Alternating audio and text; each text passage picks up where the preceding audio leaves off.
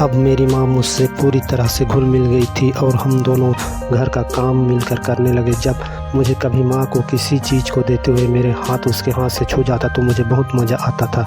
मेरा मन माँ को और भी छूने का करता था। माँ मेरी हरकत को अच्छी तरह से जान चुकी थी। धीरे धीरे माँ की खूबसूरती मेरे दिल पर छाने लगा था। हाय दोस्तों, मेरा नाम आकाश है और आज मैं आप लोगों के लिए एक और नई कहानी लेकर आया हूँ। मेरी सौतेली माँ बहुत ही खूबसूरत थी। अभी वह सिर्फ 25 साल की थी और मेरे पापा 40 साल के थे।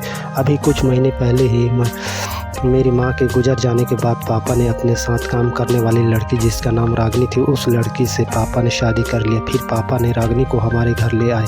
मेरे पापा और रागनी की बहुत पहले से ही उन दोनों के बीच यह सब चल रहा था। मेरे पापा मकान बनाने का काम करते थे, इसलिए उन्हें मजदूर की ज़रूरत पड़ता था। पापा ने अपने साथ काम करने के लिए बहुत से मजदूर अपने साथ रखा था। उन्हीं मजदूरों में एक थी रागनी थी। पापा और रागनी अक्सर काम करते वक्त एक साथ ही रहते थे और वह दोनों दिन भर अलग ही नहीं होते थे। उन दोनों के साथ काम करने से कानाफूसी होने लगी कि उन दोनों के बीच कुछ न कुछ चक्कर चल रहा है और उन लोगों की बातें भी सही था और वह दोनों मौका देखकर आपस में कई बार प्यार का खेल खेल चुके थे। मेरे पापा रागनी पर पूरी तरह से फिदा हो चुके थे। अब वह रागनी के छोटे मोटे हर ज़रूरत को पूरा करने लगी। इससे रागनी पापा को और भी पसंद करने लगी थी। मेरी खुद की माँ अक्सर बीमार रहती थी। पापा ने माँ का बहुत इलाज करवाया, फिर भी माँ कभी भी ठीक नहीं हुई। कुछ दिन ठीक रहती, उसके बाद माँ फिर से बीमार हो जाती। माँ के हमेशा बीमार रहने से पापा को माँ के प्यार के लिए तरसना पड़ रहा था। जब पापा से नहीं रहा गया तो वह अपने साथ काम करने वाली रागनी से रिश्ता बनाना शुरू कर दिया।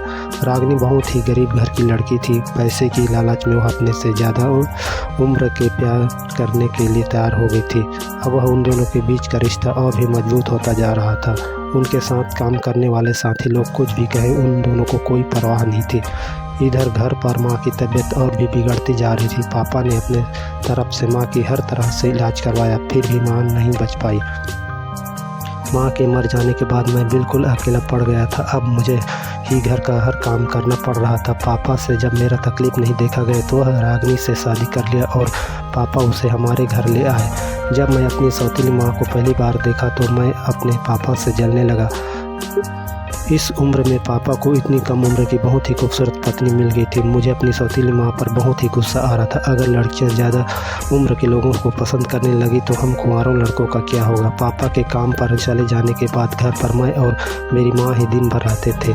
मैं अपनी सौतेली माँ की खूबसूरती पर मर मिटा था और उसे अकेले में पाकर मेरा मन भागने लगा था। अब मैं माँ को हवस की नज़रों से देखने लगा था और उसके प्यार पाने के लिए तड़प रहा था, पर वह सब करने मुझ में डर लग रहा था। कुछ दिनों इसी तरह से गुजर गए। अब मेरी माँ मुझसे पूरी तरह से घुल मिल गई थी और हम दोनों घर पर काम मिलकर करने लगे। जब कभी मुझे माँ को किसी चीज़ को देते हुए उसके हाथ को छू जाता तो मुझे बहुत ही मज़ा आता। फिर मेरा मन माँ को और भी छूने को करता है। धीरे धीरे माँ की खूबसूरती मेरे दिल पर छाने लगी। माँ मेरी हरकतों को अच्छी तरह से जान चुकी थी कि मैं उसे किस बहाने से छूता रहता हूँ, पर माँ ने मुझे इसके बारे में कभी भी कुछ नहीं कहा। तो मैं समझा कि माँ भी मुझसे यही चाहती होगी। मेरी चाहत माँ के लिए और भी बढ़ने लगा। अब वह मुझे यह बर्दाश्त नहीं हो रहा था कि मैं जिसे प्यार करता हूँ वह किसी और के साथ रात गुजारे। मुझे अपने पापा पर बहुत गुस्सा आ रहा था जब वह रात में माँ के साथ प्यार करता था। एक दिन मैंने अपनी माँ से अपने प्यार का इजहार करने का फैसला कर लिया। अब मैं माँ को किसी और के साथ रहते हुए नहीं देख सकता था। फिर मैं माँ के कमरे पर चला गया। माँ उस वक्त बैठी हुई कुछ कर रही थी। मैं उसके पास जाकर बैठ गया और माँ से कहा, माँ मुझे तुमसे कुछ ज़रूरी बातें करनी है।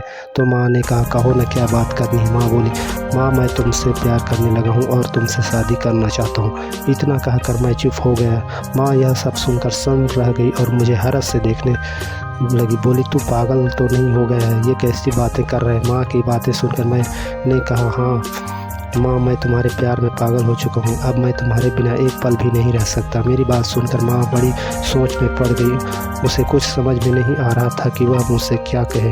बहुत देर बाद माँ बोली, बेटा अपनी माँ से कोई भी बेटा ऐसा नहीं कर सकता।